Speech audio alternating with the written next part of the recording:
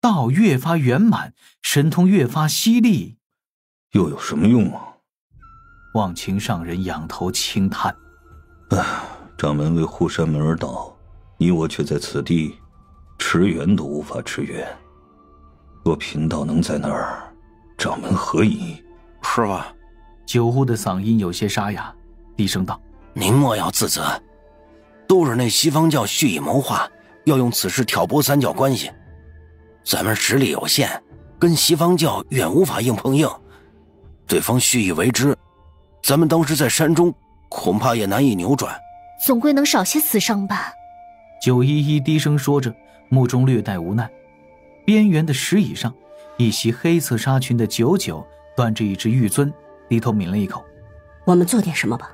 九九如此说着，目中带着几分思索，俏脸上的冷峻只是压抑在心底想要释放出的怒火。在不影响凌天殿隐蔽性的前提下，师父和我们的几个渡仙门跟脚绝对不能暴露，尤其是五师兄和四师姐。你们在门内做执事时外出的次数颇多，须得时刻做好伪装。白先生，咱们可否能对香火神国发难？白泽叹了一声：难啊。咱们最初所选经营之地，刻意远离了西方教势力范围。如今咱们与仙盟、众香火神国都保持着一定距离。各位莫要心急，水神大人定然已安排好了对西方教的算计。水神大人我还是较为了解的，渡仙门在水神大人眼中颇重，此次西方教更是威胁到了小琼峰。西方教这次操刀之人手法颇为高明，做事也无遗漏，但从根本上就错了。水神在指道人之法尚未受到关注，自身并未成名前，杀人必是挫骨扬灰，顺带还附赠吹拉弹唱，不留任何后患。他骨子里可不是什么宅心仁厚的善人。白先生，长寿只是对敌不留情，对身边之人，甚至对无关之人，对天下苍生，对人族凡尘，如何算不上宅心仁厚？这个圣女莫怪，贫道只是想说，直接威胁水神是最失智的做法，水神对敌从不会留情。九九这才点头应了一声，倚靠在石椅中，看着酒樽中的酒水有些发愣。忘情上人身后，江莲儿抱着胳膊靠在石椅椅背，郁闷地道了一句：咱们当真做不得什么吗？做不得呀。还请各位稍作忍耐，将这笔账暂时记上。凌天殿乃天庭发展重中之重，也是三界秩序的重要基石。仙盟如今虽表面平和，内部腐朽只是早晚快慢之事，最后还是要凌天殿接管3000世界的秩序。咱们如今可快速起事，这个阶段每一年每个月都十分重要，不能有半点差池。渡仙门众仙顿时默然。片刻之后，九九站起身来，纱裙裙摆宛若流水般滑落，遮住了他盈盈玉足，丢下一句：闭关10年。他身形飞入垫脚阴影，隐隐还能够听得到他那没忍住的几句人教粗话。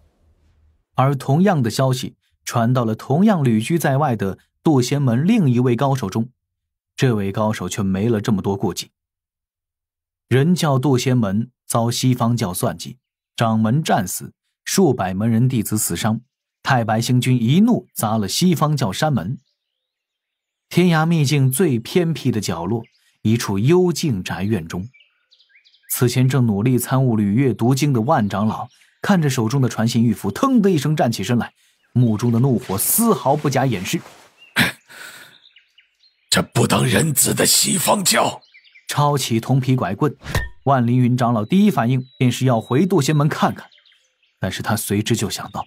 自己回去之后也无法去找那西方教不痛快。渡仙门只是中等规模的仙门，西方教却是圣人大教，灵山更是圣人道场，而他不过是刚迈入金仙之境的渡仙门老毒物。正面碰撞只会给小长手添麻烦，但在3000世界中，却有数之不清的西方教下属势力。哼！万凌云老爷子冷哼一声，迅速地压住怒火，道心已经开始盘算自己该如何出手。片刻后，他找来守护在自己院落之外的仙兵，言说自己求见天涯阁阁主、仙盟副盟主卞老夫人，自是迅速得了应允。赶去天涯秘境宝殿的云路上，万凌云长老心底不断的思量，攥着铜皮拐杖的手掌青筋暴起，犹豫一二，并未去打扰吕月前辈。吕月是截教仙，虽在仙盟任职，但也只是挂名，而且家家有本难念的经。吕月前辈因琢磨毒丹，闹得邪气侵入元神，每日不得不与女子双修，殚精竭虑地疏导邪气，本身就已十分可怜。念及于此，万长老看了眼吕月专属的阁楼，想起了第一次与吕月前辈喝酒时的阵仗。当时还好他走得果断，不然真的就会被这些如中了丹毒一般的女子给侵蚀了。辛苦了，吕月前辈。万凌云长老叹了一口气，收回目光，先时轻点着自己怀中的一众毒丹，双目之中流露出淡淡的杀意。渡仙门绝不可侵犯，渡仙掌门绝不会白白赴死。万长老的冷笑，此刻竟是如此温暖。于是3个月后，一只玉符飞抵天门，被守门兵将送去太白宫中。依然在琢磨如何改善指导人的李长寿，看到玉符中的内容时也是愣了一下。渡仙万凌云长老最近3个月之内，于3000世界中不断奔走，毒杀数千西方教守卫香火神国仙人，不乏天仙金仙之流，已被香火神国列为必杀之人，数名大罗紧盯其踪迹。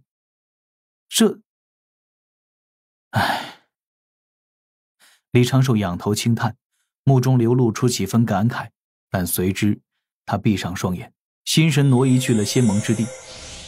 本来李长寿组织的报复行动一直都是颇为克制，重要的是对西方教施压，让他们体会到什么是举步维艰，从而做出大方向上的错误判断。但既然万凌云老爷子想要报复，那清仙盟之力将战事全面点燃，又有何妨？普通全神假公济私，哼，嘛，一点顺势而为罢了。大袖挥起，5步洲之外全面开战。不过这西方教有点不经打，一座又一座香火神国在仙盟发起的凌厉攻势之下被接连收复。不过3年，仙盟声势大涨，西方教在3000世界中的地盘被夺了1成，仙道高手死伤逃遁2成。若非西方教原本建造香火神国时用了太多控制生灵心神的法门，此时大部分被他们掌控的仙道高手就如同傀儡一般，说不定士气已经崩盘。值得一提的是，李长寿将绝大部分战场选在了一处处大千世界小千世界的虚空之中，尽量降低对生灵的影响。但是这般局面在灵山暗中调了数十名老道，动用了部分隐藏的鸿蒙凶兽之后，总算是得到了一定程度的扭转。最近2次碰撞下来，仙盟高手损失惨重，李长寿考虑了半夜，还是决定让仙盟收敛攻势，转入防守态势。能将西方教的部分实力牵制在3000世界，对洪荒总体的局势而言其实就是大胜。万凌云长老这3年多异常的活跃，渡仙毒仙之名扬名四海，虽只是金仙之境，且刚迈入金仙境不久，但是一手毒丹无比犀利。其实除却最开始的毒丹是万长老自行炼制，后面的毒丹都是李长寿安排吕月支援万长老。论毒丹造诣，万长老也只能号称小吕月，终究是跟原本封神大劫的温部老大有着不小的差距。但是万长老袖中藏着一只纸人，在李长寿绞尽脑汁的战术思想指导之下，杀伤力着实是不俗。他神出鬼没，防不胜防，能偷袭绝对不强攻，被发现立刻就远遁。西方教出动大批高手围追堵截，由李长寿暗中操盘，万长老一点惊险刺激都没有感受到，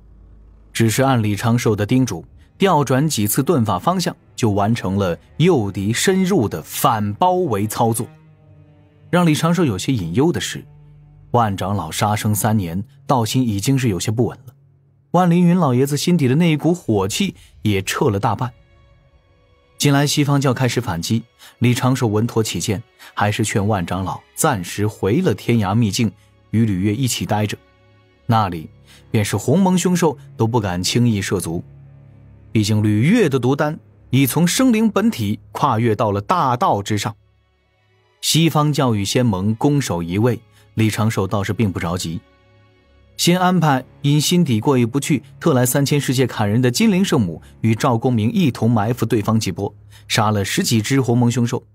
再在文静道人驰援香火神国时安排几次大撤退，让文静道人杀一些心术不正本自就有业障缠身的混仙盟之人。如此既可以延缓仙盟内部矛盾爆发的节奏，又能够给文静刷刷战功。这一来二去，西方教原本积累多年的暗部力量已经是损伤过半，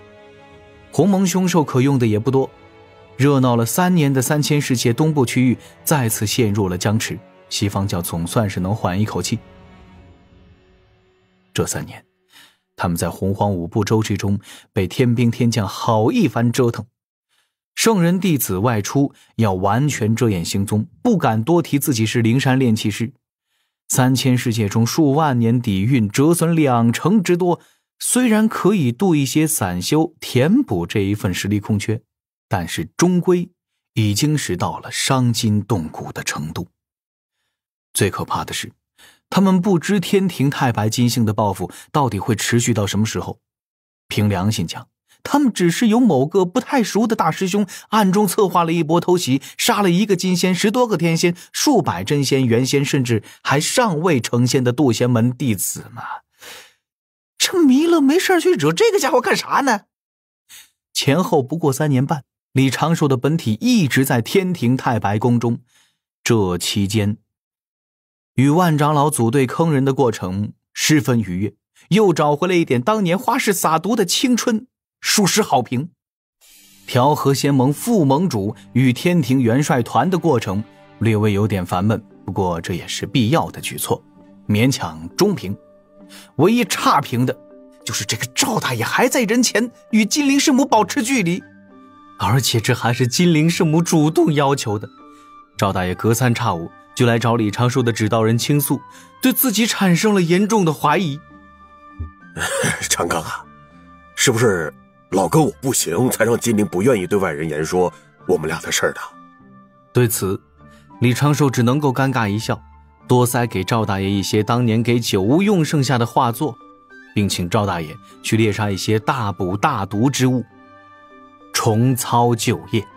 这3年最大的成果其实不在3000世界，而是在小琼峰上。李长寿进一步整合了小琼峰阵法，将此前自己忽略的细节填补完全，并进一步提升了大阵的独立性，减少对控制大阵的依赖。即无有掌门应劫时，灵娥若是能够发挥出小琼峰1/10的实力，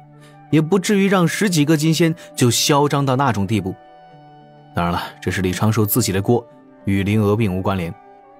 当时的小师妹也已经很努力，岂能在几个瞬息之间就做出取舍，着实是不容易了呢。就是为了怕他骄傲，李长寿采取了反向操作，让他自我检讨几个月，这3年全部都在学习小琼峰复合大阵体系的正确用法。另外半年前，小金小银送来了一只宝囊，里面装着李长寿上次求的宝物熊之战甲。这是一套紫金色的锁子甲，防护能力虽然只能说是普通，但是老君出品绝非凡品，尤其是耗费了老君不少远古宝材、远古灵物的这一套战甲。它首先解决的就是熊灵力的机动性问题。熊灵力穿上这一具战甲之后，心念一动，身形就缓缓飘飞起来，且可以在空中自行漫步，前后左右如意走动。而随着这3年来，熊灵力在李长寿的威逼利诱之下，全心刻苦不摸鱼的修行变形术，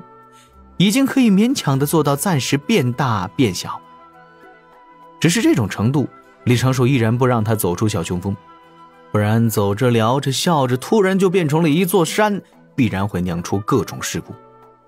小金小银送战甲时还说，老君接下来会为熊灵力打造一套兵刃，问熊灵力喜欢刀枪剑戟还是斧头锤子。熊灵力果断的就选择了一对超大型的铜锤，一下就能砸碎隆起凤胸的小锤锤，才是属于巫的浪漫。什么杨戬什么猴，闯天庭的时候都要经受一波人家拿小锤锤捶你胸口的啦的这种千丈级的山之巨人洗礼，那画面李长寿想想就带劲。当然了，也不可能所有事都顺心如意。李长寿的纸道人改版之事，这3年就没太多起色。纸道人的好处就是廉价，相当于自己有了无数的化身，且能够一定程度无视乾坤远近的阻隔，时时挪动自己的心神。缺点也十分的明显，本身太过脆弱，仙力耗尽就无法补充，且已经被弥勒掌握到了反制的手段。这就让李长寿最近这3年不得不多提心，每一次行动都要准备几份假如自己失去联系时的备用方案。